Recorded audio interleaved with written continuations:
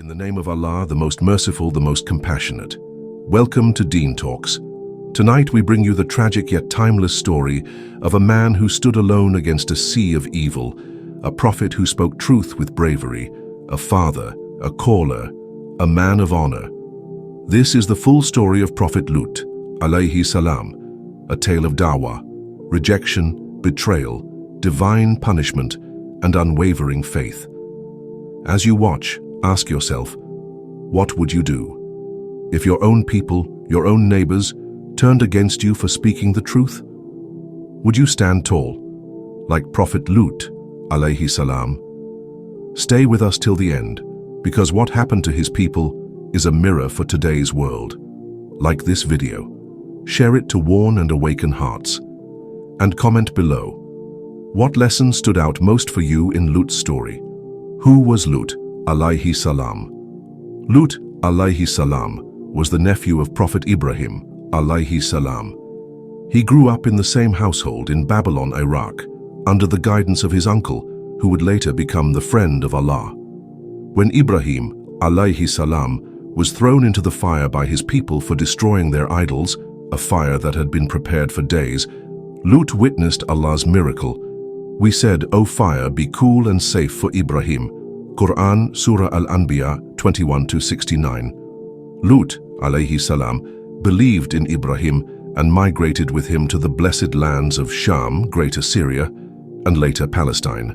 From this pious family, Allah chose Lūṭ, Alayhi Salam, as a prophet and sent him to a place called Sodom, near today's Dead Sea, to a people described in the Qur'an as the most wicked, corrupt people ever to walk the earth.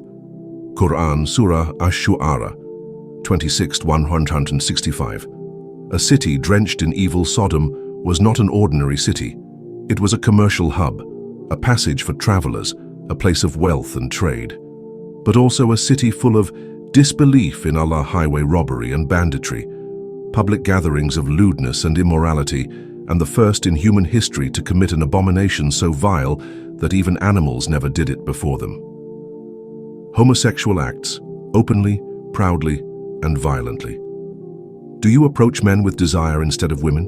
Rather, you are a people transgressing beyond bounds. Qur'an, Al-A'raf 781. Lūṭ, Alayhi Salam, tried everything. O my people, worship Allah, you have no deity other than Him. Do you not fear Him? Qur'an, Al-A'raf 780. But they mocked him. They accused him of trying to take advantage. They rejected his dawah, and they threatened him. Expel them from your town. They are people who want to remain pure. Qur'an, Al-A'raf 782. Imagine being hated just because you called to purity, and even worse, his own wife betrayed him. Allah sets forth the example of the wife of Lūṭ, who was treacherous to her husband. Qur'an, At-Tahrim 66-10.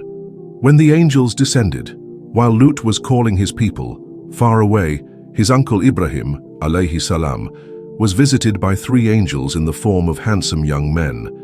They were Jibril, Mikail, and Israfil, sent by Allah with two missions. 1.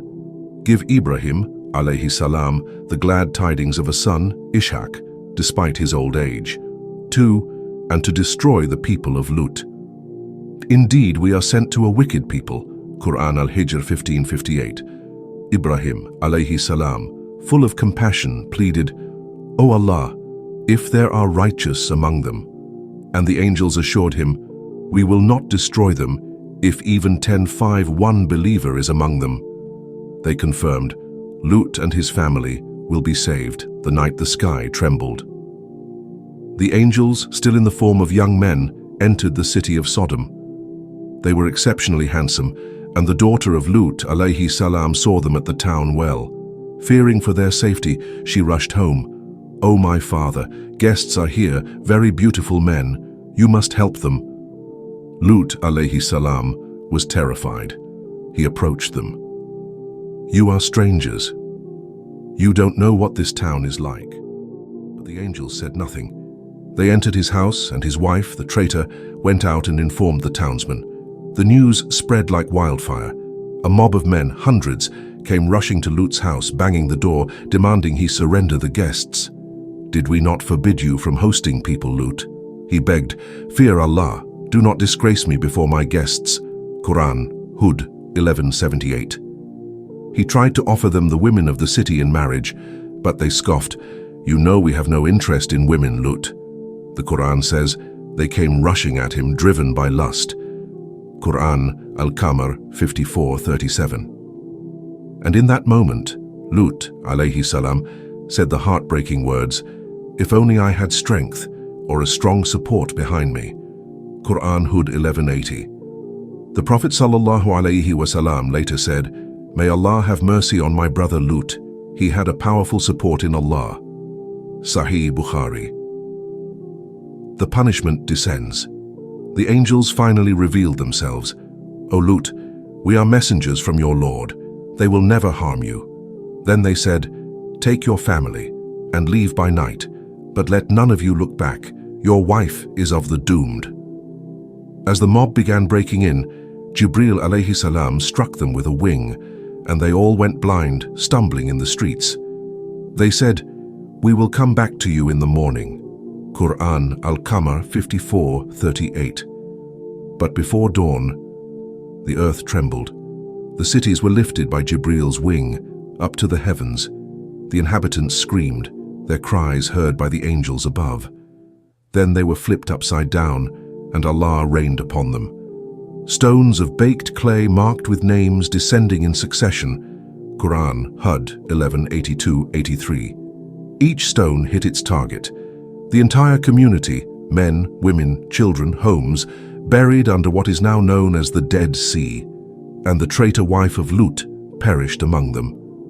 The aftermath final reflection. Lūṭ, Alayhi Salam, was saved with his 2 daughters. He fled to safety and eventually rejoined his uncle Ibrahim, Alayhi Salam. Allah says, "Indeed, in that is a sign for those who fear the punishment of the hereafter." Qur'an, Hud 11:103. The story of Lūṭ, Alayhi Salam, isn't just ancient history.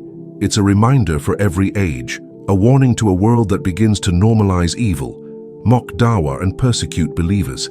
This is not just the story of Lūṭ, Alayhi Salam. It's a mirror for you, for me, for this ummah.